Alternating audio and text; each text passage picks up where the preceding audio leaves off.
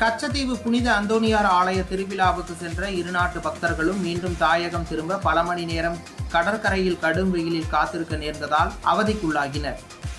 இந்திய இலங்கை மக்களின் உறவுக்கு பாலமாக உள்ள கச்சத்தீவு புனித அந்தோணியார் ஆலய திருவிழா கடந்த வெள்ளிக்கிழமை மாலை கொடியேற்றத்துடன் தொடங்கியது. திருவிழாவுக்கான கொடியை நெடுந்தீவு பங்கு தந்தை பத்திநாதன் ஏற்றி வைத்து விழாவை தொடங்கி வைத்தார். அதனைத் தொடர்ந்து சிலுவைப்பாறை, திருப்பலி, தேர்பவனி உள்ளிட்டவைகள் நடைபெற்றது. வரலாற்று சிறப்புமிக்க கச்சத்தீவு திருவிழாவின் முக்கிய நிகழ்வான கூட்டு திருப்பலி இன்று காலை நடைபெற்றது.